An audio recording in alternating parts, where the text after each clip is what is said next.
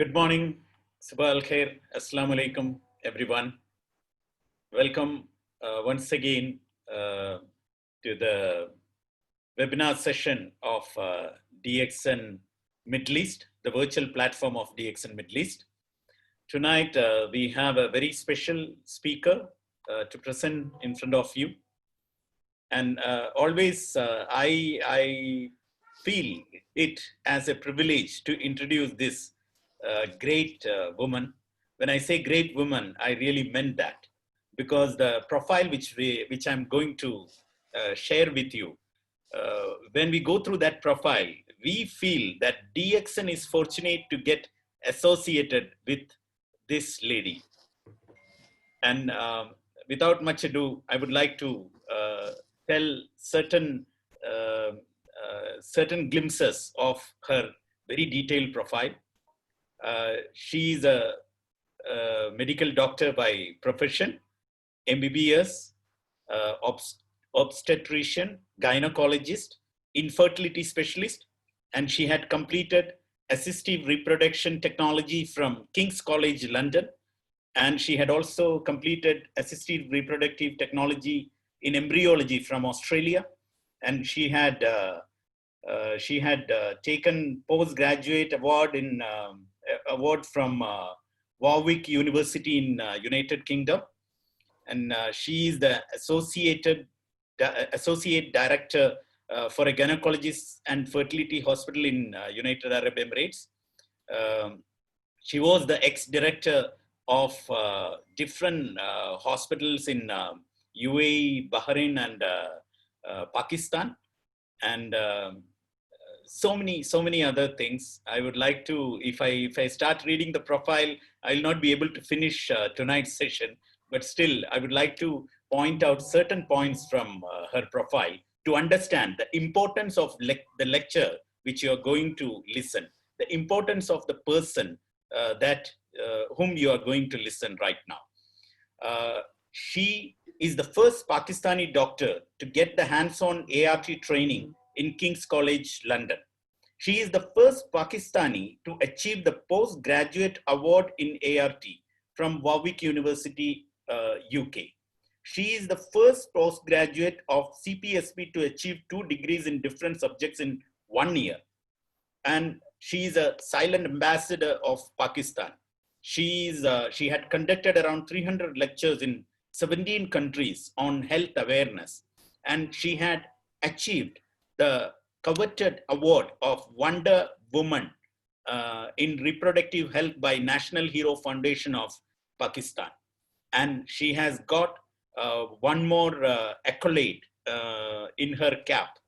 That is nothing but the first lady diamond of DXN Pakistan. And ladies and gentlemen, I am talking about arguably one of the best doctor speakers of DXN world, who is none other than our all mentor, Dr. Asma Munir. Let me take the privilege to welcome Dr. Asma Munir. Hi, Doctor. Good morning. How are you? All good, Doctor. The platform is all yours, Doctor. We are very privileged to be a part of this session. Jazakallah khair, Salim, for such kind words. I'm nothing. I'm still a student and still associated with a lot of platforms to learn now. And the learning never ends, you know.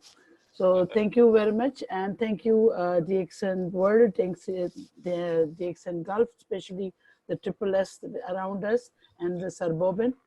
So I take the proud privilege to talk about a product which is one of the beautiful product of our system in the world right now. Thank you so much, Doctor. Looking forward for the session. Stage is all yours. Okay. Thank you, Salim. Thank you. So, Auzubillahi minash shaitanir rajim. Bismillahir rahmanir rahim. Allahumma inni as'aluka ilman nafi'an, amalan mutaqabbalan wa rizqan tayyiban. And Rabbi shrah li sadri wa yassir li amri wahlul 'uqdatam min lisani yafqahu qawli. देखती आंखों और सुनते कानों को सबको मेरा सलाम और गुड मॉर्निंग। आज का सेशन बेइंतहा इम्पोर्टेंट भी है और वक्त की ज़रूरत भी है।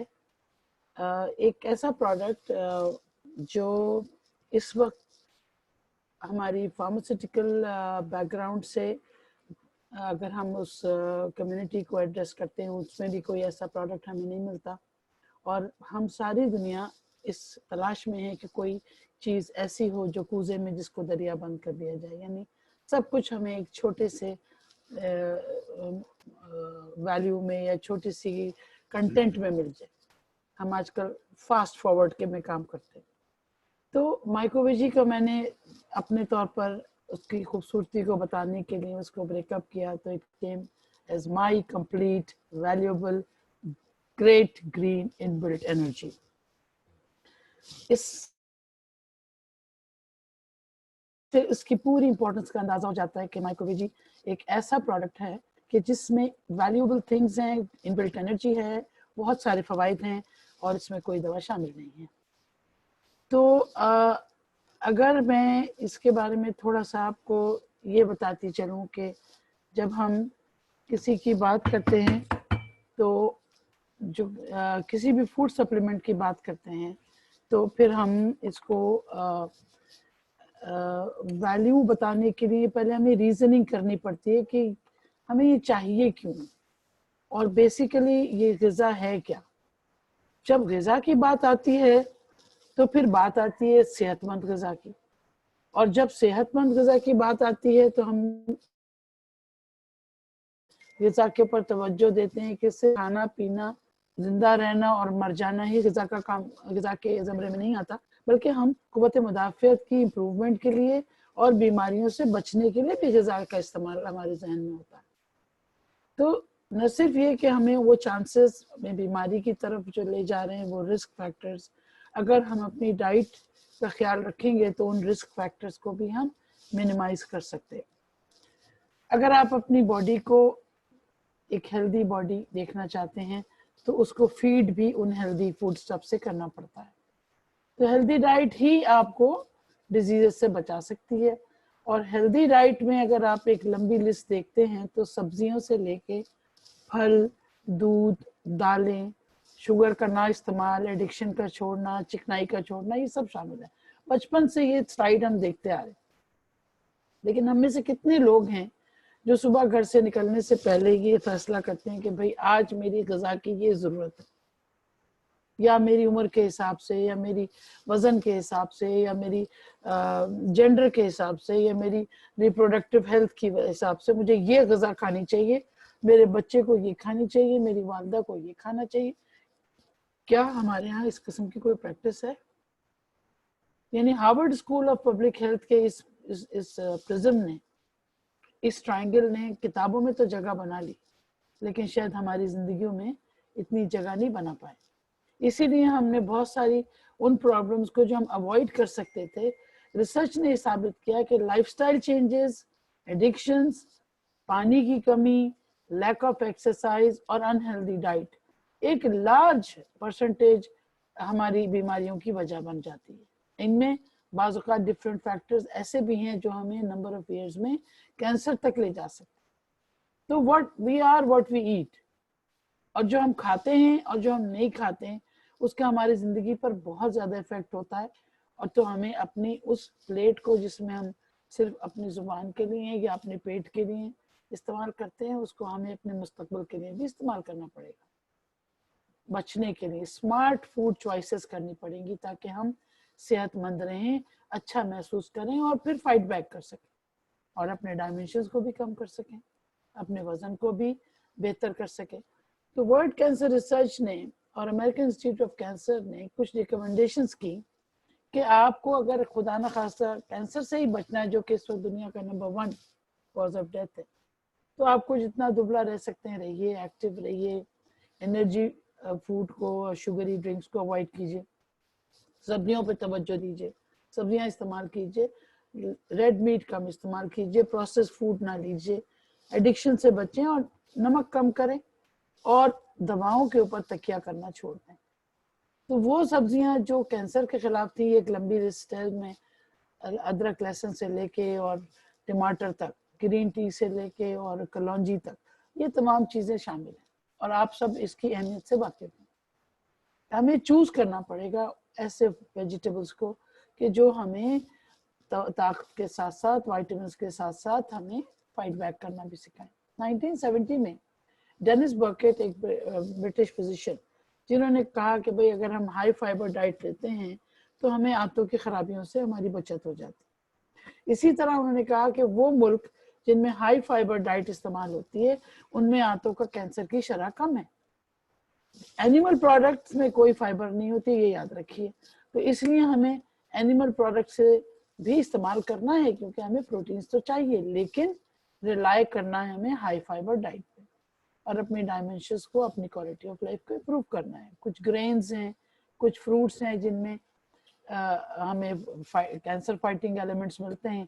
वो सब आप लोग गैर जरूरी तौर पर कभी कभी ज्यादा भी इस्तेमाल कर जाते हैं, लेकिन हमें उनकी अहमियत का अंदाजा नहीं है। तो क्या high fibre cancer fighting foods में इतनी ढेर सारी चॉइसेस के बाद क्या उसे हम प्रैक्टिकली अपनी जिंदगी का हिस्सा बना सकें? मैं तो नहीं देखती। आज भी हम शॉर्टकट्स में ऑर्डर कर रहे होते हैं, आज दिल नहीं चाह रहा खाना पकाने का, भाई चलो जंक फूड मंगा लिए।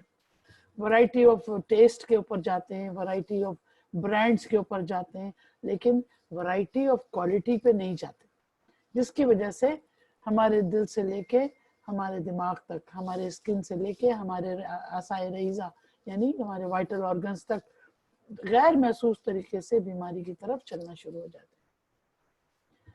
सबसे बढ़कर कैंसर के बाद हमारा दिल। अगर हमारे दिल की शरियानों में कुछ चीजें जमा होने लग जाएं जो कि कोलेस्ट्रॉल की वजह से हो या उसकी अपनी सूजन सोजिश हो, तो हमारी वो रगें जो हमारे दिल को जिंदा रखे हुए हैं ऑक्सीजन सप्लाई करके, वो हमें हार्ट डिजीज की तरफ ले जाती हैं। तो हमें हार्ट हेल्दी डाइट के ऊपर जाना पड़ेगा, एडिक्शंस को कम करना पड़ेगा, एक्सरसाइज को बढ़ाना पड़ेगा, अपने आप अपने दिल की फीड करने का। दिल की फीड यानी जिस तरह आप एक इम्पॉर्टेंट फीड किसी डायबिटीज को आप बताएं कि भाई तुम्हें डायबिटिक डाइट लेनी, इसी तरह एक दिल को जो कि आपको जिंदगी बख्श रहा है, दिमाग के बाद ऑक्सीजन की फराहमी दे रहा है, आपको खड़ा रखे हुआ है, उसकी सेहत के लिए हम क्या करते हैं? हम मछली का इस्तेमाल कितना करते हैं, सब्जियां कितने खाते हैं, चिकना कितना कम करते हैं, कितनी वैरायटी ऑफ फूड हम करते हैं, ये तमाम हमारे लिए एक रोजाना का मसला है। तो न्यूट्रिशन अब हमारे रेस्पिरेटरी सिस्टम, इस वक्त जो हम लड़ाई लड़ रहे हैं कोविड-19 से, उसमें हमारा पूरा रेस्पिरेटरी सिस्टम स्किन से लेके अपर रेस्पिरेटरी ट्रैक्ट से लेके और लोअर रेस्पिरेटरी ट्रैक्ट तक रिस्क पैक में आ जाता है। और वो लोग जो खास तौर पर एलर्जीज या इस सिस्टम की कमजोरियों का शिकार है, तो उनको तो और भी ज्यादा ध्यान देना पड़ता है कि एक ऐसी डाइट लें जो इस सिस्टम की सिक्योरिटी का भी जमानत दे, उसको भी रेजिस्ट करे इन्फेक्शन से। तो ऐसे बेनिफिशियल न्यूट्रिएंट्स जो कि अस्थमा और ब्रोंकाइटिस को बचाएं, उनमें विटामिन सी और एसेंशियल फैटी एसिड्स आते हैं, और जिनमें आप जानते हैं ओमेगा 3 का नाम है, ओमेगा 6 का नाम है, लो कैलोरी मीट या great source of proteins omega 3 के लिए। अब ऐसा तो दिखना नहीं चाहते हम, देखने में खातून खूबसूरत हैं, लेकिन इनकी अपनी जिंदगी को कितना खतरा है इससे। ये तो हमारे रिक्वायरमेंट है, हर शख्स दिखना भी अच्छा चाहता है, महसूस भी अच्छा चाहता है करना, लेकिन करना उसकी कोशिश के लिए हम क्या कितनी मेहनत करते हैं। तो उसके लिए हमारे पास अल्लाह ताला ने ऐसी नेमतें हमें दे रखी हैं जो कि थैंक्स टू डॉक्टर लिम उन्होंने एक कूजे में बंद कर दिया, और उस कूजे का नाम था माइक्रोवेजी। माइक्रोवेजी वो ग़िज़ा है कि जिसके आगे तमाम ग़िज़ाएं जो हैं, जिसके लिए कहा जाता है कि diet that will and all diets, यानी इट्स अ कंप्लीट सब्स्टिट्यूट। अगर हमें कोई मुझे अगर कहे कि भाई किसी मुल्क में जाना है, वहाँ पे तुम्हारे इस वक्त खाना नहीं मिलेगा, तो मैं अपना माइक्रोवेज उठा के ले जाऊँ और पानी और दूध दही में मैं उस पर जिंदा रह सकती हूँ। यानी ये एक ऐसा खाना है जो न सिर्फ कंप्लीट है, जिंदगी की जमानत भी देता है और सेहत की जमानत भी देता है, और एक ऐसा खूबसूरत खाना जिसके अंदर 27 तरह के कुदरती अज्जा शामिल हैं। और ये कुदरती अज्जा मैं नाम से तस्करा करूंगी, वक्त हमें इसकी इजाजत नहीं देता कि इंडिविजुअली एक एक इसकी खूबसूरती पे जाऊं, लेकिन मैं टच जरूर करूंगी ताकि आपको, और आप सब जानते हैं इन तमाम अज्जा को, क्योंकि हम रोजाना अपने खाने में इसको इस्तेमाल करते हैं। अब सवाल ये पैदा होता है कि हम माइक्रोवेजी क्यों लें? मैं तो वजन मेरा कम है, मेरा वजन ज्यादा है, तो मैं माइक्रोवेजी क्यों लूं? मुझे माइक्रोवेजी सिर्फ एनर्जी के लिए नहीं लेना, वजन कम करने के लिए नहीं लेना, लेकिन उसके पीछे जो फिलॉसफी है वो ये है कि जब हम कोई भी ग़िज़ा इस्तेमाल करते हैं और उस ग़िज़ा का इस्तेमाल नहीं होता, वो एनर्जी जो उस ग़िज़ा से मिल रही है उसको इस्तेमाल नहीं किया जाता, तो वो एडिपोज टिश्यू में कन्वर्ट हो जाती है और ऑब्वियसली वो जमा हो जाती है। और इसी वजह से जब ज्यादा इनटेक ऑफ एनर्जी सोर्सेज होता है और एक्सपेंडिचर चेक एंड बैलेंस हमारा इनएडिक्वेट होता है, तो फिर हमें हमारे लॉ ऑफ थर्मोडायनेमिक्स की जो रिक्वायरमेंट है वो हैम्पर हो जाती है। तो क्लासिफिकेशन अगर हम ओवरवेट होने में दुनिया में मानी जाती है WHO की तरफ से, उन्होंने कहा कि जी BMI क्या है, आपका बॉडी मास इंडेक्स है, आपकी हाइट और वेट के हिसाब से एक रेशो निकाला गया और उसके हिसाब से आप एक आसान फॉर्मूला बता दूं कि जितनी आपकी हाइट है उसको अगर आप सेंटीमीटर्स में लें, जैसे 160 सेंटीमीटर्स, तो आपका वजन 60-65 kg से ज्यादा नहीं होना चाहिए, which turns into 22 से 25 BMI तक जो है वो हम नॉर्मल लेते हैं, जिसको ज्यादा परेशान होने की जरूरत नहीं होती कि हमें ज्यादा कोशिश करनी पड़ेगी वजन कम करने की। तो उसके लिए नॉर्मल वेट, ओवरवेट, अंडरवेट, यानी दोनों एक्सट्रीम्स गलत हैं। ओवरवेट होना भी कम है गलत है और अंडरवेट होना भी गलत है। और जाहिर है ओबेसिटी की जब क्लासिफिकेशन आती है तो वहां से हमारी जिंदगी को धड़के शुरू हो जाता है और जो जिनका BMI 25 से ऊपर है उनको तमाम चीज़ों से फिर गुजरना पड़ता है, एक मुश्किल। अब अगर हम थोड़ा सा हिस्ट्री की तरफ जाएं तो वक्त ने साबित किया, डार्विन की थ्योरीज ने, जो कि कहीं गलत कहीं सही, कि हमारी क्वालिटी ऑफ लाइफस्टाइल ने हमें हमारे शेप्स को चेंज किया, हमारी बॉडी को चेंज किया और आहिस्ता आहिस्ता आप देख सकते हैं कि हम काउच पोटैटोज बनते चले गए। तो एपिडेमियोलॉजी में लोगों ने देखा कि 30% हर साल, हर 10 साल में इजाफा होता चला जाता है, जिससे हर गवर्नमेंट को जो कि हेल्थ केयर सिस्टम में है उसको बिलियंस ऑफ डॉलर का नुकसान उठाना पड़ता है। तो लाइफ एक्सपेक्टेंसी भी कम हो जाती है, न सिर्फ लाइफ एक्सपेक्टेंसी कम हो जाती है, क्वालिटी ऑफ लाइफ भी खराब हो जाती है। Sugar, blood pressure, heart, skin, thyroid, ये सब एक हमारे सर पर लटकना शुरू हो जाते हैं। तो अगर हमें ये हेल्दी बेबीज अच्छे लगते हैं, हेल्दी लोग अच्छे लगते हैं, लेकिन हमें उनकी कॉम्प्लिकेशन को सामने रखना चाहिए, तो वहाँ पर अब हमें ज़रूरत है ऐसी ग़िज़ा की जो फाइबर डाइट हो, एसेंशियल वाइटामिन हो, फैटी एसिड्स हों और हमारी ज़िंदगी को जो ये धड़के उस मोटापे ने दिए हैं उससे भी लड़ सके। अक्सर लोग जब भी, इंक्लूडिंग माई सेल्फ, जब भी हमसे कोई बात करता है कि भाई कैसे ये वजन बढ़ गया, तो जवाब यही आता है, डॉक्टर साहब मैं तो कुछ खाता ही नहीं, खाती नहीं, और मैं तो कभी मीठा नहीं खाता, मैं तो कभी नमक ज्यादा नहीं लेता, फैट फ्री डाइट लेता हूँ, फिर भी वजन है कि बढ़ता चला जा रहा है। और ये सवाल हर एक के दिमाग में, एक ऐसा कौन सा रीजन है कि जो हमारा वजन बढ़ता है?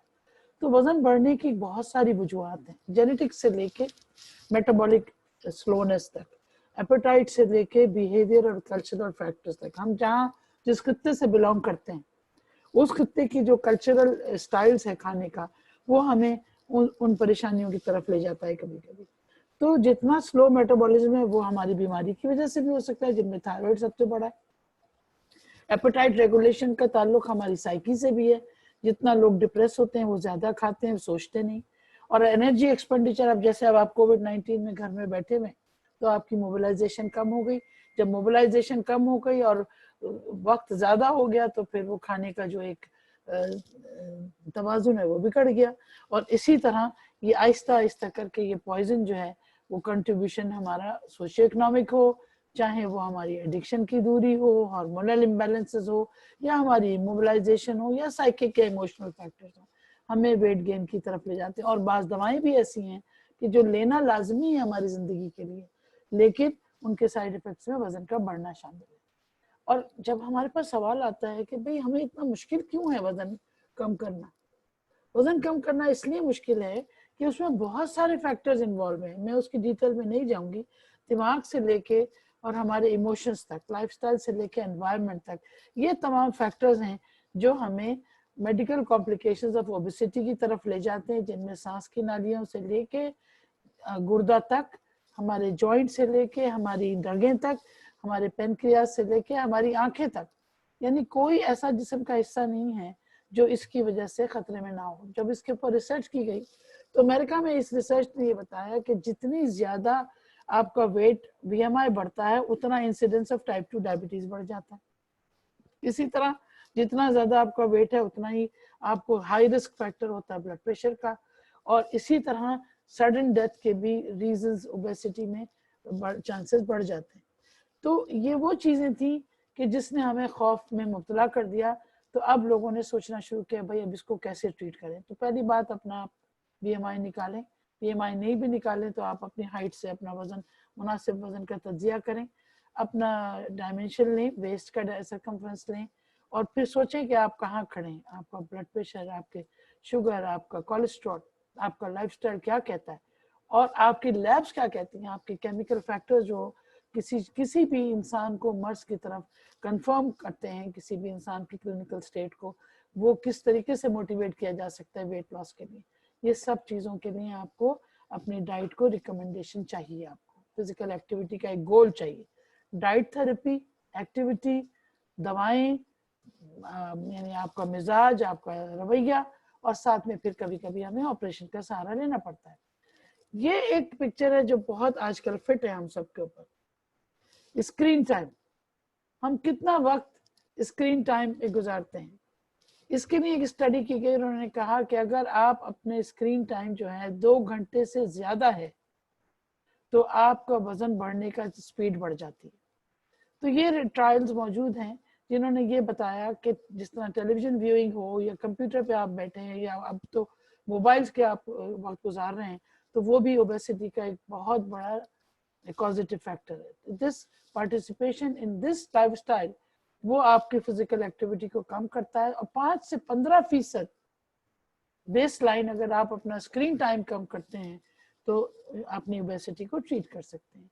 अब हमारे पास वेट वॉचर्स जो अपने आप को फिट रखना चाहते हैं, उनको खर्च करना है तो इतना खर्च करना है।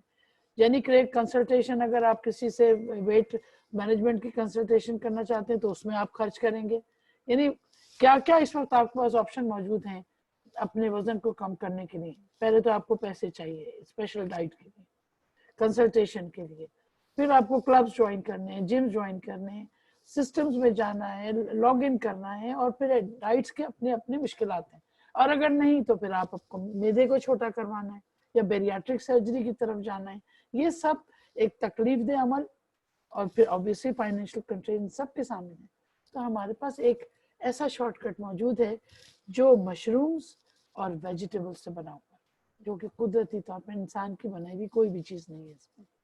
और इसके अंदर जो चीजें हैं वो सब इंतहा से ज्यादा मुस्तनद, evidence based, classical type A evidence based products इसमें शामिल कर दी गई, और उसको फिर रोजाना के इस्तेमाल ने आपको एक बेहतर तौर पर वेट मैनेजमेंट की तरफ भी ले गया, और बहुत सारी चीज़ों की भी जानकारी भी आपको मिल गई।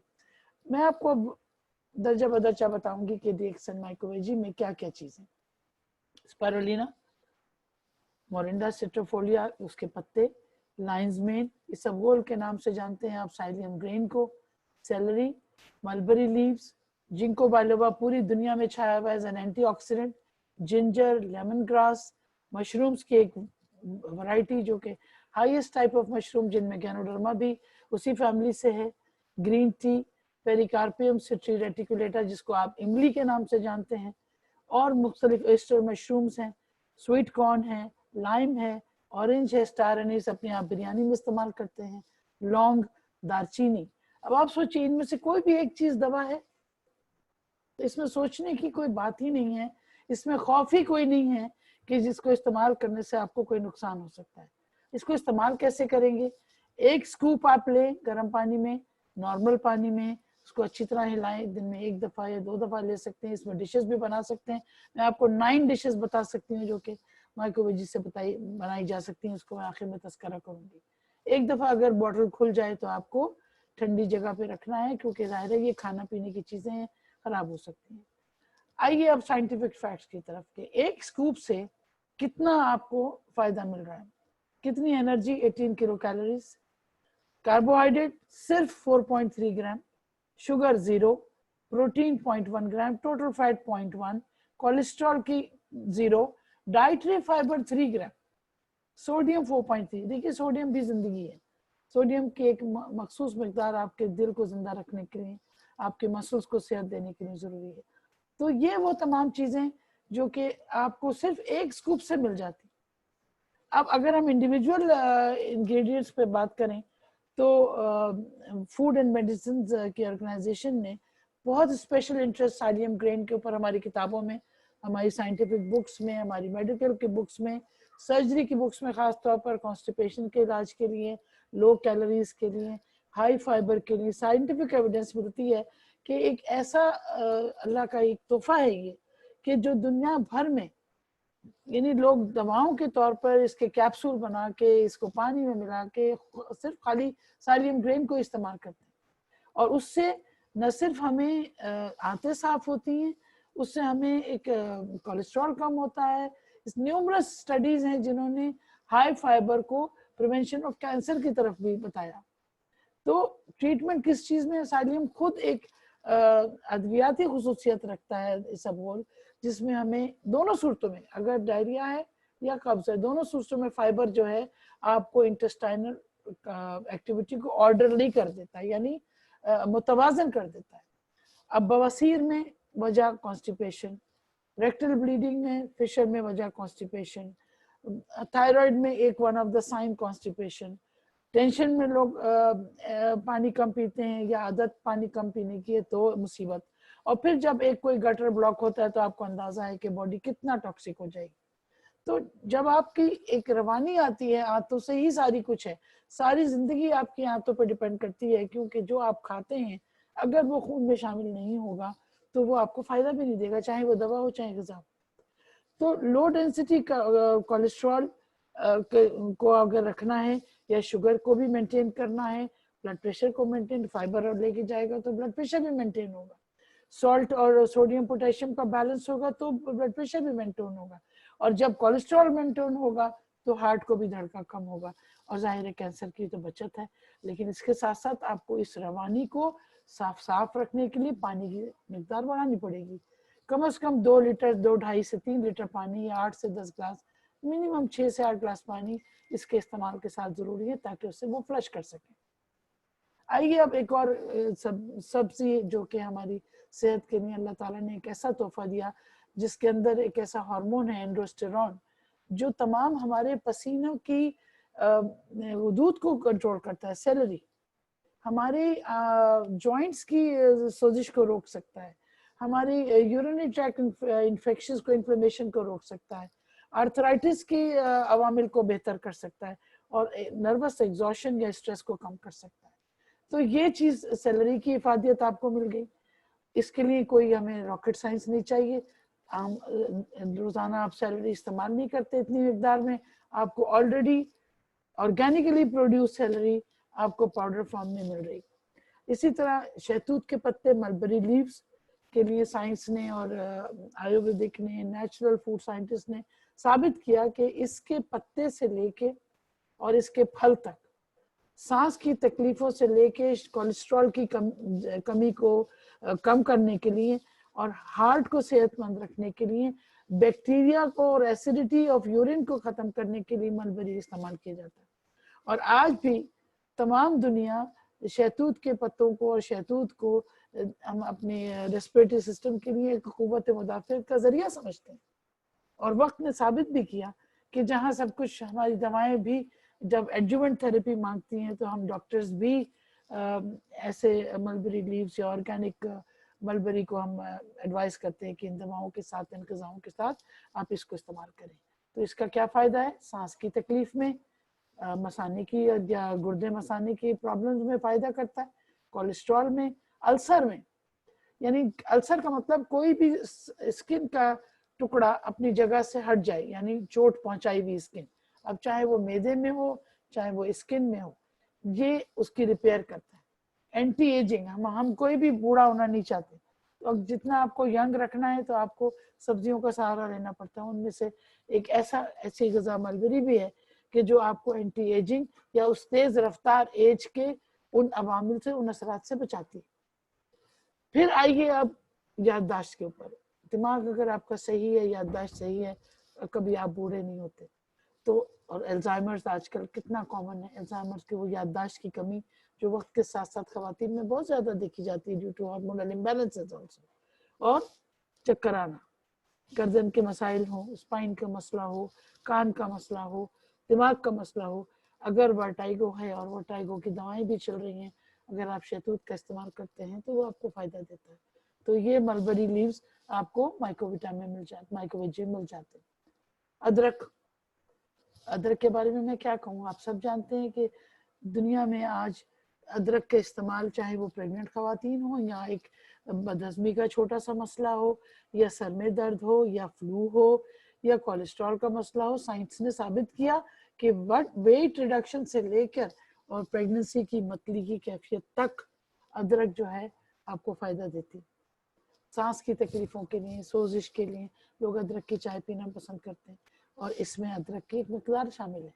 इसी तरह लेमन ग्रास आज पूरी दुनिया में इस्तेमाल की जाती है ग्रीन टी के अंदर और उसके तमाम गज़ा के तौर पर इस्तेमाल की जाती है। हम में से आज 40% लोग किसी न किसी तौर पर स्ट्रेस ओरिएंटेड प्रॉब्लम्स का शिकार है। स्ट्रेस सबको है, चाहे वो कितनी किस्मों का, मैं अभी आगे जाके तस्करा करूंगी, लेकिन नर्वसनेस और स्ट्रेस और एंजाइटी इस वक्त तो बहुत ही ज्यादा है पूरी दुनिया में। इस वक्त इतना एंजाइटी का फैक्टर हम लोग मिस कर रहे हैं उसको मैनेज करने के लिए, वो ये कि हमारे पास कोई दवा ऐसी नहीं है कि जो एंजाइटी को बगैर साइड इफेक्ट के कंट्रोल कर सके। तो सिर्फ हमारा लाइफस्टाइल और हमारी ग़िज़ाएं वही हमारे स्ट्रेस को स्ट्रेस बस्टर कहला की जा कर सकती हैं। तो lemon grass is one of the natural ingredient. Shiitake mushroom की वो एक फैमिली जो कि इम्यूनिटी को भी एनहांस कर रही है, एंटीवायरल प्रॉपर्टीज भी है, एंटी एलर्जिक भी है, एंटी आर्थरेटिक भी है और जाहिर है एंटी कैंसर भी है, ये भी इसमें शामिल है। नींबू, आज हम विटामिन सी की बात करते हैं कि विटामिन सी हमें ज़्यादा से ज़्यादा इस्तेमाल करना चाहिए इम्यूनिटी के लिए भी, हमारी किडनी को ठीक रखने के लिए, हमारी स्किन को खूबसूरत रखने के लिए, हमारे मुंह को बीमारियों से बचाने के लिए, हमारे गम्स को सेहतमंद रखने के लिए विटामिन सी ज़रूरी है रोज़ाना की मिकदार। अब प्रॉब्लम ये है कि जितना ज़्यादा आप विटामिन सी के ओरिएंटेड फूड्स की तरफ आप जाते हैं, आपको कहीं ना कहीं खटास या मैदे का एक लड़ाई लड़नी पड़ती है। तो अगर उसको किसी के साथ मिला देते हैं तो फिर विटामिन सी की वो मकदार उतनी नहीं मिलती। तो इन्होंने ड्राइड लेमन को माइक्रोवेजी में शामिल किया और इसमें हमें फैट बहुत कम, प्रोटीन बहुत कम और विटामिन सी 48% विटामिन जो हमें इसमें शामिल कर दिया गया। ऑरेंज, ऑरेंज के बारे में तो एक साइंटिफिक डेटा बताने की ज़रूरत ही नहीं है कि कितनी कीमती तोहफा है कुदरत का ऑरेंज हमारी ज़िंदगी में, कि अगर हम रेगुलर बेसिस पे ऑरेंज लेते हैं तो हमें कितने फ़वाइद आप सब जानते हैं, दिमाग से लेके स्किन तक, वायरस से लेके बैक्टीरिया तक और हमारी आंतों से लेके और हमारी बीनाई तक, तमाम चीज़ों के लिए ऑरेंज की जो कंटेंट है इसमें विटामिन बी कॉम्प्लेक्स की एक खतीर मिकदार, विटामिन सी, फॉलिक एसिड जो कि pregnancy oriented, before pregnancy, during pregnancy and after pregnancy की requirement, calcium, iron, magnesium, phosphorus, ये सब चीज़ें ऑरेंज में शामिल है और इतने ऑरेंजेस हम खा नहीं सकते। तो अगर हमें 11.54 ग्राम्स ऑफ कार्बोहाइड्रेट मिल रहा है और ये तमाम कंटेंट हमें ऑरेंजेस के एक्सट्रैक्ट के तौर पर हमें एक ऐसे प्रोडक्ट मिल रहे हैं जिसको हमें हमारे मैदे को नुकसान भी नहीं पहुंचाएगा, वो एक टिकट में कई मजे। ग्रीन टी, सब जानते हैं ग्रीन टी के फायदे को, लेकिन आपको शायद ये नहीं मालूम कि ग्रीन टी बॉडी टेम्परेचर को कंट्रोल करती है, शुगर को कंट्रोल करती है, अल्कोहल के इफेक्ट को ख़त्म करती है, ब्रेन स्टिमुलेंट है, वुंड हीलिंग है और आपकी ब्लीडिंग की टेंडेंसीज को भी कंट्रोल करती है। तो ग्रीन टी भी इसमें शामिल है। इसका क्या फ़ायदा है कि अगर आपके जो प्यास ज़्यादा लगती है लोगों को, अगर आप ग्रीन टी लेते हैं तो आपका हाजमा बेहतर हो जाता है। एक कंडीशन है बेरी बेरी, वो उसकी डिजीज़ की क्योर हो जाती है, थकन कम हो जाती है, ब्रेन फंक्शन इम्प्रूव हो जाता है और मसाने की और यूरिनरी प्रॉब्लम्स कवर हो जाती है। तो ग्रीन टी वहाँ भी आपको फ़ायदा दे रहा है। अब टैंजरीन ड्राइड पील्स जो हैं या जो छिलका है, इमली का छिलका जिसको आप कहें, उसका मेडिकल नाम पेरिकार्पियम है, उसको हम खट्टी चीज़ को हम देखिए इस्तेमाल करते हैं बलगम को ख़त्म करने के लिए, वॉमिटिंग को रोकने के लिए, नौजिया को रोकने के लिए, या जब खांसी नज़ला या फ्लू होता है तो कहते हैं जी विटामिन सी या नींबू को गर्म पानी में इमली और नींबू मिला के लोग चाय में मिला के इस्तेमाल किया करते हैं, आयुर्वेदिक में भी और जनरल तिब्बा भी, और इसको भी इसमें इस फायदे की वजह से शामिल किया गया। दालचीनी, दालचीनी तो मुझे बताने की जरूरत ही नहीं कि दालचीनी कितनी इंपॉर्टेंट है, और आज साइंस एविडेंस बेस्ड हमारे पास मौजूद है। मैं आखिर में बताऊंगी कि रेफरेंसेस मौजूद हैं कि दालचीनी दांत के दर्द से लेके, मुंह की खराबियों से लेके, खांसी, नज़ला, जुकाम, वायरसेस और खासतौर पर मैदे की खराबियां, मैदे की सोजिश, इसमें भी फायदा करता है। और इसके साथ साथ स्टार एनीस एक ऐसा बादियान जिसको आप कहते हैं, जिसका इस्तेमाल लोग आप खानों में करते हैं, वो आपको मालूम है वो आपके आर्थराइटिस को भी हेल्प करता है, मैदे की जो हाथों का जो दर्द है उसको कम करता है। और लोग इसकी जो बीज है वो अक्सर लोग इसको खाना खाने के बाद चबाया करते हैं ताकि खाने हजम हो जाए, ये भी इसमें शामिल है। लौंग हमारे किचन का एक बहुत बड़ा हिस्सा, और आपको मालूम है कि लौंग सिर्फ दांत के दर्द में नहीं काम करती, पेट के कीड़े भी खत्म करती है, एंटीसेप्टिक भी है और माउथ फ्रेशनर भी है। तो लोग लौंग का एक जमाने में पान खाया करते थे, हालांकि पान खुद एक गलत चीज है, लौंग एंटीफंगल भी है। तो ये साइंस ने ये बातें साबित की और इन तमाम प्रोडक्ट्स को भी माइक्रोवेजी में मिला दिया गया। अगर अब आप वेट लूज करना चाहते हैं, फिजिकल एक्टिविटी हमारी बहुत ज्यादा नहीं है, हेल्दी डाइट हमारी नहीं है, तो एक मील अगर आप माइक्रोवेजी से कन्वर्ट कर देते हैं तो कम से कम 2 से 6 पाउंड आप एक हफ्ते में कम कर सकते हैं। लेकिन इसके साथ वाजे रहे कि आपको पानी बहुत पीना है। आइए थोड़ी सी बात करते हैं कि आपका नाश्ता क्या होना चाहिए, आपका लंच क्या होना चाहिए, ताकि आप एक बैलेंस तरीके से अपने वजन को कम कर सकें। आपके पास स्पाइरुलिना सीरियल मौजूद है, आपके पास फ्रूट्स मौजूद हैं, आपके पास माइक्रोवेजी मौजूद है। अगर आप सीरियल इस्तेमाल कर रहे हैं या माइक्रोवेजी दूध में, दही में, पानी में, सलाद में या किसी रेसिपी में डाल लें तो उसका बल्क भी बढ़ जाता है, फिलिंग इफेक्ट भी आ जाता है और न्यूट्रिटिव वैल्यू भी आपको मिल जाती है। और 300 टू 400 किलो कैलोरीज आपको लंच में अगर आप इस्तेमाल करते हैं तो थोड़े से राइस के साथ, थोड़ी सी वेजिटेबल्स के साथ, कोई चिकन ले लें या फिश ले लें या कोई हर्बल टी ले लें, और साथ में अगर आप माइक्रोवेजी का इस्तेमाल करें तो आपकी कैलोरीज कट डाउन हो सकती है। इसी तरह रात के खाने में अगर सिर्फ 300 किलो कैलोरी का फोकस करते हैं तो कोई भी सूप ले लीजिए और उसके साथ आपने फिश या बीन कर्ड या प्रॉन, वो आपको मिनिमम डाइट गाइडलाइन दे सकती है। स्नैक्स बीच में कोई भूख लगती है तो आप वेजिटेबल्स ले सकते हैं, क्रैकर्स ले सकते हैं जिनमें फैट नहीं हो, ना कोई डेयरी फैट्स हो या उसके अंदर चिकनाई का कोई शामिल नहीं हो, तो वो आप अपना एपेटाइजिंग इफेक्ट के तौर पे ले सकते हैं। लेकिन फिलिंग जो है वो अगर आप माइक्रोवेजी से करते हैं 1 फुल मील, तो that gives you enough support, जो एक यूनिक फूड के तौर पर आप एक कंप्लीट नेचुरल इंग्रेडिएंट्स के साथ, तमाम सब्जियों के साथ, मशरूम्स के साथ, स्पाइरुलिना जो कि super food of the world है, जिसको लोग एस्ट्रोनॉट्स इस्तेमाल कर सकते हैं और जो करते हैं, WHO, यूनिसेफ, FDA ने उसे अप्रूव किया है। जिंको बाइलोबा जो कि बेस्ट एंटी ऑक्सीडेंट के तौर पर इस्तेमाल होता है, तो वो एक कॉम्बिनेशन है जो कि आपको चिकनाई, कम गज़ा, कम मीठी गज़ा, कोलेस्ट्रॉल फ्री, हाई फाइबर गज़ा जिसमें खूब सारा विटामिन सी, बहुत सारा calcium, enough iron to maintain your haemoglobin शामिल है। तो ये एक ऐसा टॉक्सिक एलिमेंट को ख़त्म करने का जरिया भी है जो कि हमारी बीमारियों की वजह है। और आपको मालूम है कि हम बीमार 2 ही वजह से होते हैं, या तो हमारा टॉक्सिन्स हमारे बॉडी में बन रहे हैं या बाहर से आ रहे हैं, या हमारी बॉडी की जो सिस्टम्स है वो अनबैलेंस्ड।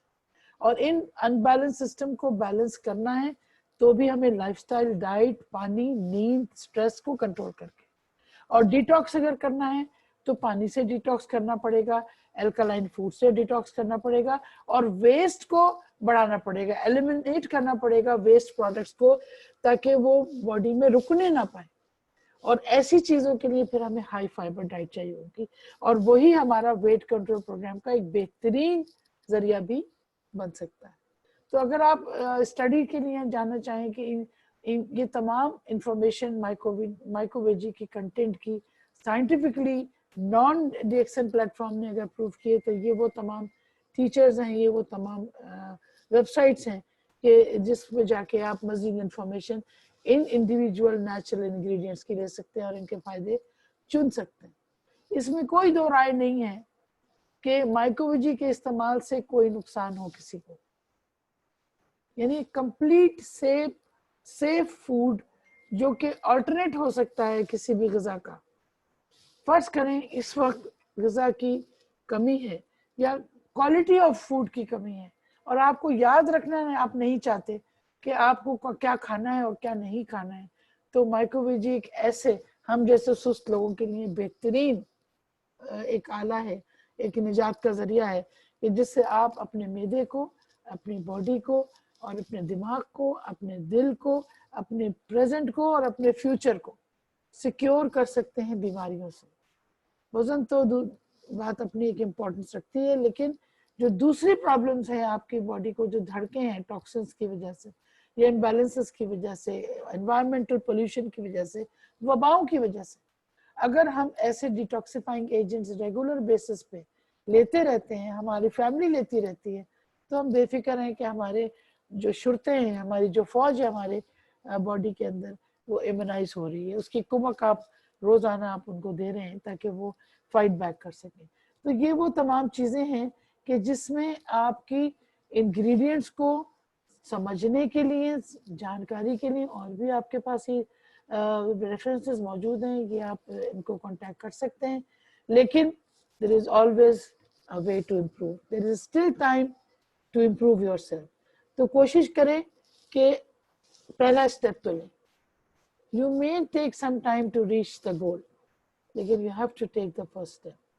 हो सकता है आज आप वहाँ सोचेंगे, कल उस सोच को अमली जामा पहनाएंगे और परसों जब वो अमली जामा पहन लेगा तो इंशाल्लाह ताला आपके जिस्म की तवानाई, आपके जिस्म की तंदुरुस्ती आने वाले दिन की खूबसूरत सेहत के साथ, बचत के साथ और एक क्वालिटी ऑफ लाइफ के साथ आप अपने आप को रख सकेंगे। उन धड़कों से बच सकेंगे कि जो आपको ख़ानदानी तौर पर हैं, माहौलियाती तौर पर हैं या आपकी ख़राब आदतों की वजह से हैं, लैक ऑफ मोबिलाइजेशन की वजह से। तो it's a time for realisation now. वो अब हम वापस अपने नॉर्मल ज़िंदगी को रिज्यूम करने जा रहे हैं, तो हमें अपने सोचना होगा कि हमने क्या खोया क्या पाया। इस लॉकडाउन ने जहां हमें इंफॉर्मेशन दी है, जहां हमें तौबा के दरवाजे पर खटका देने के लिए सलाहियत दी है, वहाँ हमें तालीम हासिल करने का भी एक ज़रिया मिला है कि हम घर बैठ के ये मालूमात हासिल कर सकते हैं कि क्या हमारे लिए अब तक हमने क्या गलतियाँ की हैं, क्या हमें अपने आप को संभालना है, अपने ख़ानदान को संभालना है और बग़ैर दवाओं के, बग़ैर किसी एक्स्ट्रा एफर्ट के अगर हमें कोई ऐसी चीज़ मिल जाती है जो कि हमें ज़्यादा फ़ायदा दे सकती है, तो अक्लमंदी यही है कि इसके इस्तेमाल से अपने आप को बेहतर करें। और इस दुआ के साथ कि अल्लाह आप सबको अपने घरों में महफूज रखे। उम्मीद है कि आपको माइक्रोवेजी के बारे में थोड़ी जानकारी आज मिल गई होगी। अगर आपके कुछ सवालात हो तो मैं चाहूँगी कि आप इस वक्त अभी हमारे पास 10-15 मिनट हैं, तो वो सवाल आप कर सकते हैं। जी bobbin. Thank you so much, Dr. Asma Munir. Now we are just expecting the question regarding mycology. इतना बेहतरीन तरीके से सारे मतलब साइंटिफिक बैकग्राउंड से हमें पूरा समझाया doctor. It was a great presentation because normally when you are taking the presentation you will consider 2-3 products. This time you are only focusing, आप सिर्फ एक ही प्रोडक्ट के ऊपर फोकस करके इतना बेहतरीन तरीके से ये जो प्रेजेंटेशन दिया. Thank you so much doctor Asma Munir. Now we will go for questions. अगर किसी को भी अगर कोई सवाल पूछना है डॉक्टर से, आप लोग अभी सवाल पूछ सकता है. मैं वो रीड आउट करके डॉक्टर को देंगे, उसका जवाब आपको मिल सकता है. बाई चांस आपका कोई सवाल नहीं है तो आप लोग मेरे पास 2 सवाल मेरे पास कुछ लोगों ने जो मुझे बताए थे, तो मुझसे अक्सर लोग करते हैं कि इसको कब तक लेना है और किस तरह और क्या रेसिपीज हैं, तो वो रेसिपीज भी मैं बता दूं आपको, और कौन ले सकता है और इसकी कोई कॉन्ट्राइंडिकेशन किसी दवा के साथ तो नहीं.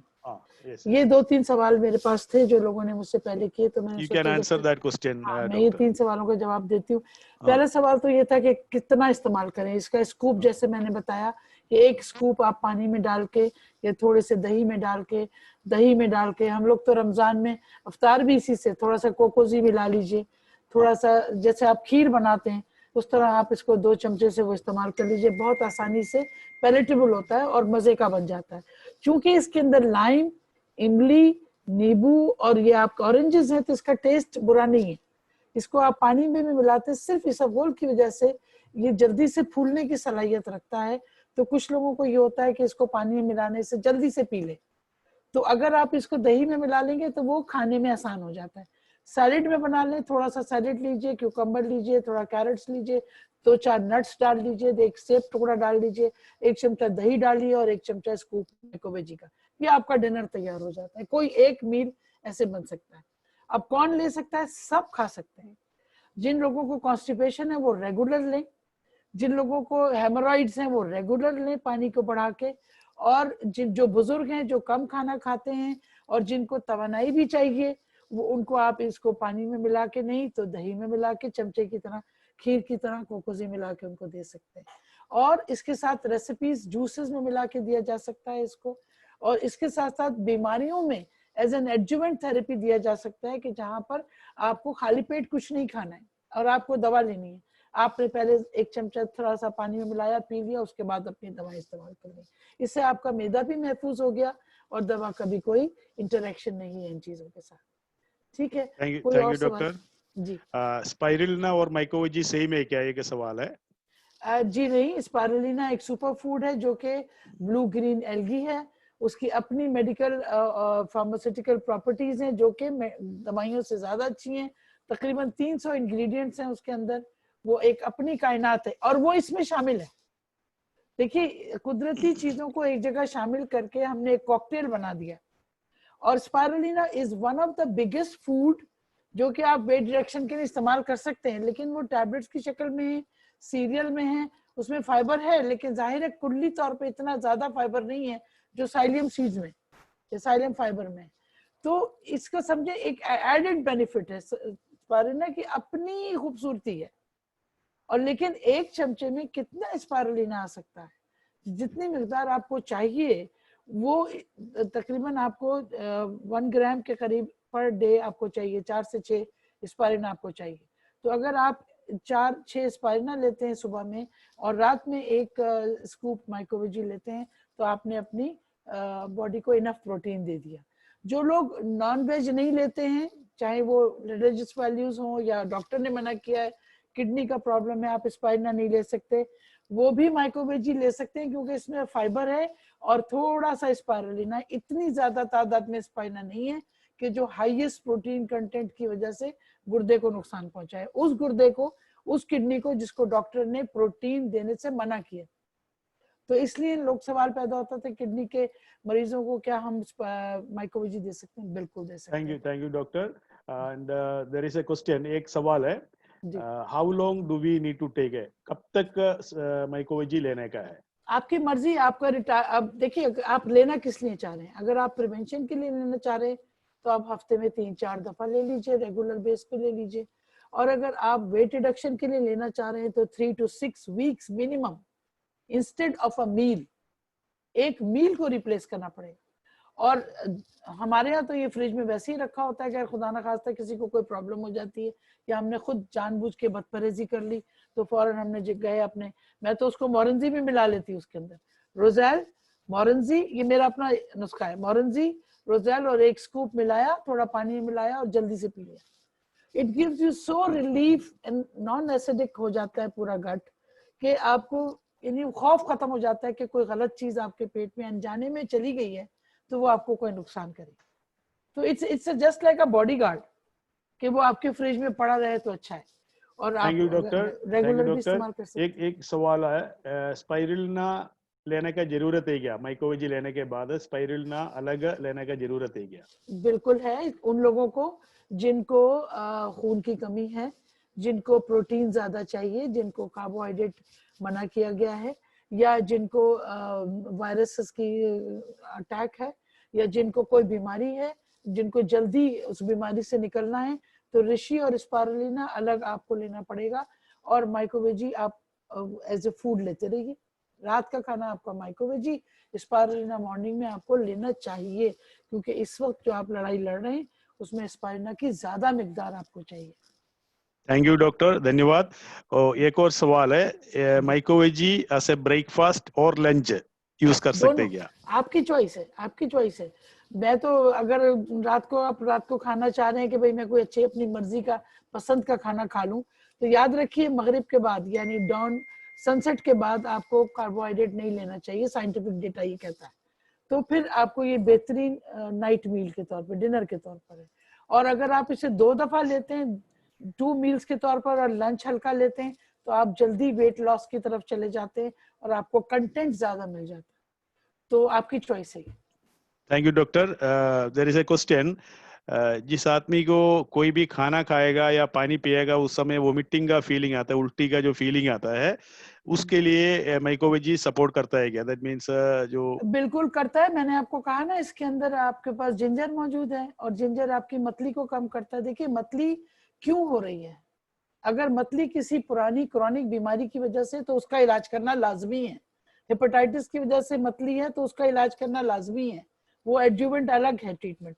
प्रेगनेंसी की वजह से वॉमिटिंग है तो फिर उसके लिए आप माइकोवेजी जल्दी से थोड़ा सा लेके पानी पी सकते हैं, लेकिन मोरंजी बढ़ाना पड़ेगा आपको। हो सकता है कोई दवा लेनी पड़े। बाज दफा हाइपरेमेसिस ग्रेविडारम एक कंडीशन है, प्रेगनेंसी में बहुत ज्यादा वॉमिटिंग, आप माइकोवेजी तो क्या पानी भी नहीं ले सकते, तो वहां पर आपको मेडिकल सपोर्ट चाहिए।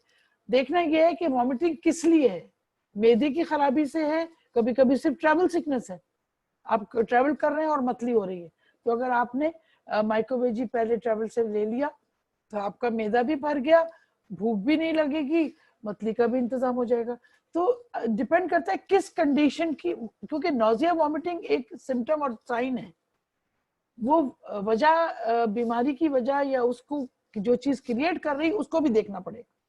ठीक है, तो वो साइड बाय साइड हमें नोट करना पड़ेगा, ये नहीं कि सिर्फ माइकोवेजी पे आप इंसार करें। जी thank you so much doctor.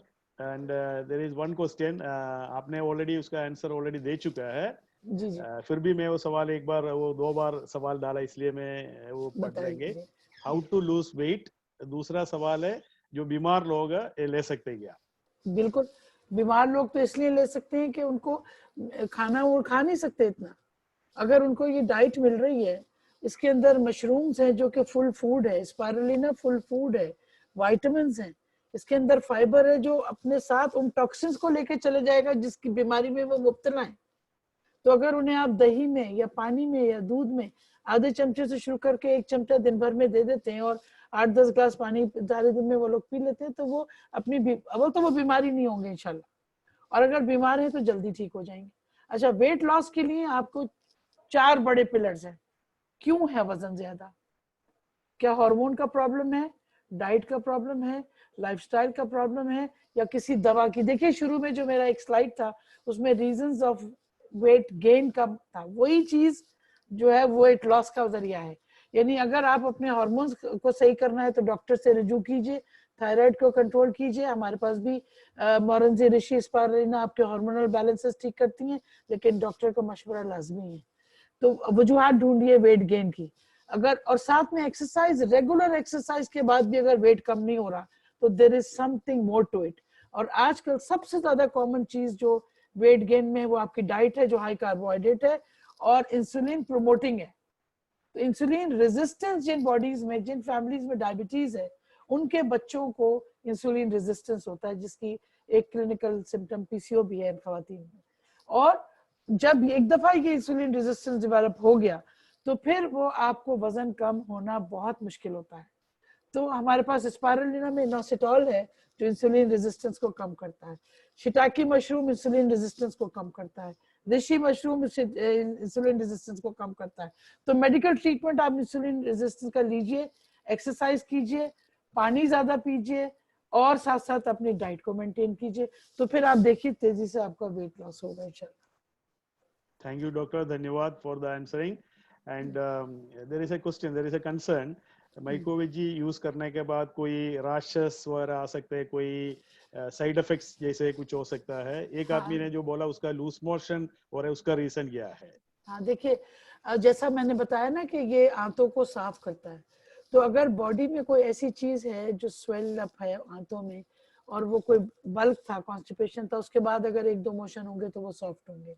ये डायरिया में भी यूज होता है और ये कॉन्स्टिपेशन में भी यूज होता है। तो माइक्रोवेजी चूंकि फाइबर है, तो जब फाइबर कंटेंट बढ़ेगा तो ऑब्वियसली बाउल मूवमेंट थोड़ी सॉफ्ट हो सकती है। ये साइड इफेक्ट नहीं है, ये आपकी डिटॉक्सिफिकेशन इफेक्ट का एक साइन है। दूसरे, जिन चीजों से आपको एलर्जी है, फर्ज करो आपको शहतूत के पत्ते से एलर्जी है, तो आपको माइक्रोवेजी से थोड़ी सी एलर्जिक रैश हो सकता है, जो कि मैंने आज तक नहीं देखा 12 साल में। अगर किसी मशरूम से एलर्जी है तो आपको शिटाकी मशरूम खुद एंटी एलर्जिक है, स्पाइरुलिना खुद एंटी एलर्जिक है, विटामिन की ओमेगा 3 ओमेगा 6 खुद एंटीऑक्सीडेंट्स हैं जो आपकी बॉडी को डिफेंस दे रहे हैं। तो शर्त यह है कि आप आधा चमचा, 1 चमचा माइक्रोवेजी का हफ्ता भर लेके देखें। और पानी हम क्यों देते हैं ज्यादा? इसीलिए कि अगर कोई ऐसा टॉक्सिक इफेक्ट आपके जिस्म में है तो वो जल्दी से साफ हो जाए। और अगर कोई ऐसी बात है तो आपको पता होना चाहिए किस चीज से आपको एलर्जी है। अगर आपको मशरूम से एलर्जी है तो आप थोड़ी सी मिकदार में शुरू करें, आधा चमचा ज्यादा पानी के साथ शुरू करें 1 हफ्ते तक। और अगर आपको कुछ नहीं होता तो फिर इसका मतलब आपको शिटाकी मशरूम से नहीं, किसी और मशरूम की वैरायटी से एलर्जी है। मुझसे किसी ने सवाल किया था कि अगर हमें मशरूम से एलर्जी है तो क्या हम मशरूम ले सकते हैं? रिएक्शन में भी तो मशरूम्स हैं सारे, 28,000 से ज्यादा किस्में हैं मशरूम्स की। कौन से मशरूम से आपको एलर्जी है ये आपको आइडेंटिफाई करना पड़ेगा। तो अगर ये खुद एंटी एलर्जिक प्रॉपर्टीज रख रहे हैं तो फिर ये एलर्जी प्रमोट करना इनका चांस जरा कम है। अगर होता है तो वो फिर आपको रिपोर्ट करना पड़ेगा या उसको डाइल्यूट करना पड़ेगा, अपने आप को इम्यूनाइज करना पड़ेगा, थोड़ा थोड़ा लेके, रेगुलर डोज में नहीं, थोड़ा थोड़ा लेके हफ्ता भर 10 दिन, उसके बाद उसकी डोज हमें बढ़ानी पड़ेगी पानी की मिकदार के बढ़ाने के साथ। थैंक यू डॉक्टर, धन्यवाद। एक और सवाल है, लेडीज रिप्रोडक्टिव प्रॉब्लम के लिए कौन सा प्रोडक्ट अच्छा है? हाँ, ये इस मौजू से हटके है, लेकिन हमारे माइक्रोवेजी में भी सबसे ज्यादा प्रॉब्लम जो वेट का है ना रिप्रोडक्टिव हेल्थ में, दुनिया आज ये कहती है कि 45 to 50% हार्मोनल प्रॉब्लम जो है वो ओवरवेट होने की वजह से, इनफर्टिलिटी या अर्ली प्रेगनेंसी लॉस या रिकरेंट मिसकैरेजेस जो हैं उनका ताल्लुक भी कहीं ना कहीं जो तान टूटती है वो वेट पे टूटती है।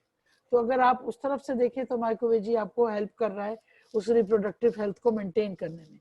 हमारे जो दूसरे प्रोडक्ट्स हैं रिप्रोडक्टिव हेल्थ के लिए, चूंकि आज का मौजू नहीं है लेकिन चूंकि आपने सवाल किया और 2 मिनट मेरे पास हैं, तो मैं आपको वो फॉर्मूला बता दूं जिसको मैं सी मिसेस का नाम देती हूँ, CMRS। कॉर्डिसेप्स वो मशरूम जो दौरान खून बढ़ाता है, माइक्रोवेस्कुलेचर को ठीक करता है। तो जिस ऑर्गन का वेस्कुलेचर अच्छा होगा वो सही काम करेगा, अब चाहे वो टेस्टिस हो, ओवरीज हो, ब्रेन हो, आईज हो, कुछ भी हो, तो कॉर्डिसेप्स वहाँ हेल्प करेगा और सेक्सुअल डिजायर्स को भी बेहतर करेगा। मोरेंजी हार्मोनल बैलेंसिंग करता है, एक लंबी फहरिस्त है उसके फायदे की रिप्रोडक्टिव हेल्थ में। यंग रखता है, एंटी एजिंग, जो आजकल हम देख रहे हैं ओवेरियन एजिंग या प्रीमेच्योर ओवेरियन एजिंग बहुत ज्यादा हो गई, तो जब हम इन प्रोडक्ट का इस्तेमाल करते हैं ये सारे के सारे एंटी एजिंग है, तो आपकी ओवरीज भी स्लो हो जाएंगी एजिंग प्रोसेस के लिए, तो इम्प्रूव करेगा। सेकेंडली ऋषि चूंकि डिटॉक्स करता है, रिपेयर करता है, तो रिप्रोडक्टिव हेल्थ को भी हेल्प करता है।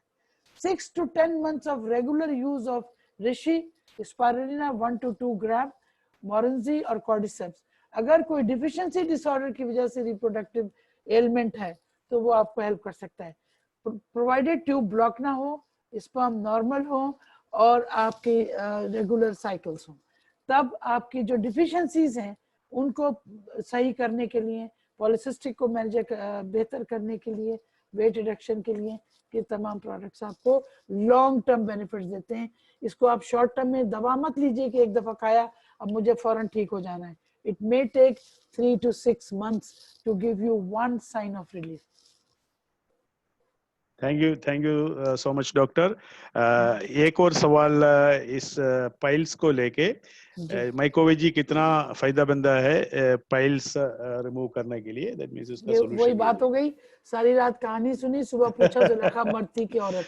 हाँ, ये पूरा डॉक्टर ने एक्सप्लेन किया था। या पूरी ये बात इसी फाइबर की कहानी चल रही है कि कॉन्स्टिपेशन जड़ है हेमोरॉइड्स की एक बहुत बड़ी वजह, और भी वजूहत हैं उसकी, उसकी वजूहात आपका स्ट्रेन है, आपकी खांसी है, आपका ऑपरेशंस हैं, आपका वजन भी हेमोरॉइड्स को बढ़ाता है, आपकी बहुत सारी वजूहात है। अब कौन सी वजह उसमें है, उस वजह को ठीक करना पड़ेगा। अगर नसें फूल गई हैं और तो उनका फिर काटना ही लाजिम है। अगर बाहर आ गए पाइल की का ग्रेड क्या है, कौन से ग्रेड का हेमोरॉइड्स है, उसके हिसाब से उसका ट्रीटमेंट है।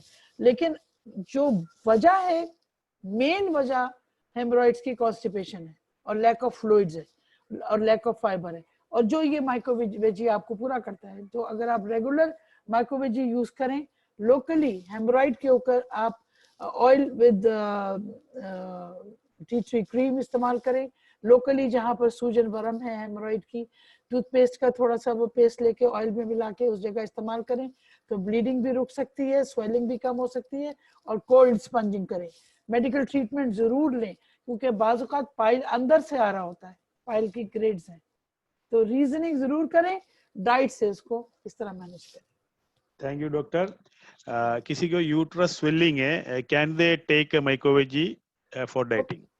ऑफ कोर्स, देखिए यूट्रस की स्वेलिंग की बहुत सारी वजूहत हैं, बीमारी से लेके और कैंसर तक, ज्यादा बच्चों की पैदाइश से लेके और फाइब्रॉइड की मौजूदगी तक। तो वो किस वजह से स्वेलिंग है, अगर वो सिर्फ जख्म है उसके अंदर, तो फिर जख्म का इलाज लाजमी है, उसमें एंटीबायोटिक्स भी चाहिए, क्वालिटी ऑफ डाइट भी चाहिए। माइक्रोवेजी तो आपको वैसे भी फाइबर डाइट दे रहा है, बहुत सारी फायदे दे रहा है, लेकिन उसकी वजह को ट्रीट करना पड़ेगा, उससे आप सरफे नजर नहीं कर सकते। क्योंकि मैं आपको फिर याद दिला दूं कि जिस प्लेटफॉर्म से मैं आज बात कर रही हूँ, ये कोई क्लिनिक या हॉस्पिटल नहीं है, ना हमारे प्रोडक्ट दवाएं हैं। तो दवा के तौर पर अगर आप इससे फोकस करेंगे तो आपको डिप्रेशन होगा, क्योंकि दवा फौरी काम करती है, ग़िज़ा स्लोली काम करती है, मिलियंस ऑफ सेल्स को ठीक करके। तो दवा और ग़िज़ा जब साथ काम करती हैं तो ये ताली बजती है, ये हाथ हमारी ग़िज़ा का, ये हाथ हमारी दवा का। तो अगर स्वेलिंग की वजह दवा ट्रीट करेगी, ये उस स्वेलिंग को होने से रोकेगी। तो वहां पे आपको हमारा ऋषि, स्पारुलिना, कॉर्डिसेप्स, माइक्रोवेजी, मोरेंजी, ये तमाम चीजें वहां फायदा कर सकती हैं, लेकिन वजह ढूंढनी है, तहकीक करनी है, डायग्नोज करना है। Thank you doctor. There is one more question, diabetics patients को माइक्रोवेजी कैसे काम करेगा, कैसे वो इंसुलिन को कंट्रोल करेगा, उसके मैंने अभी आपको बताया, इसमें स्पारुलिना मौजूद है जो कि शुगर कंट्रोलिंग ग्लाइसेमिक इंडेक्स है, और ज्यादा फाइबर, आपको पता है कि फाइबर जब गट में हो तो वो शुगर को एब्जॉर्ब होने में देर करता है। अगर मैं एक तेल, इसकी मिसाल मैं ऐसी देती हूँ कि छोटे छोटे प्लास्टिक का बारीक फाइबर लीजिए और एक थोड़ा सा तेल लीजिए और उस तेल के अंदर आप फाइबर्स डाल दीजिए, वो तेल जो है वो सारे फाइबर्स के साथ चिपक के अपनी एब्जॉर्प्शन डिले हो जाएगी, आपके अंदर नहीं जाएगा या उसके किनारों पे नहीं लगेगा ग्लास के। तो यही काम फाइबर करती है। फाइबर कोई भी गैर जरूरी चीज आपको खून में नहीं जाने देता, चाहे वो नमक हो या चीनी हो या चिकनाई हो, कोई टॉक्सिन हो, कोई पैरासाइट हो या कोई बैक्टीरिया हो, ये सब आपके उस आंतों की, उस गटर की सफाई करता है। Thank you so much, Doctor. Can we wind up now? I think there are so many congratulation messages and chat coming. The people were enjoying. लोग बिल्कुल enjoy कर रहा था डॉक्टर आपका सेशन से। बहुत ज़्यादा questions भी आपने, जो सवाल का जो जवाब आपने दे दिया। Thank you so much, and thank you all viewers, all members, leaders who are watching this program. And ये जो program YouTube में भी available होगा, डॉक्टर का प्राइवेट यूट्यूब चैनल है उसमें भी अवेलेबल होगा, और डीएक्सएन मिडिल ईस्ट का चैनल है उसमें भी अवेलेबल होगा, और फेसबुक में ऑलरेडी लाइव जा चुका है। Thank you so much. Now we will meet again within a day. Thank you so much, doctor. Good morning. Stay safe, stay home, but start working now on your body. Thank you very much. Good morning. Good morning. Good morning. Good morning. Thank you so much. God bless you all.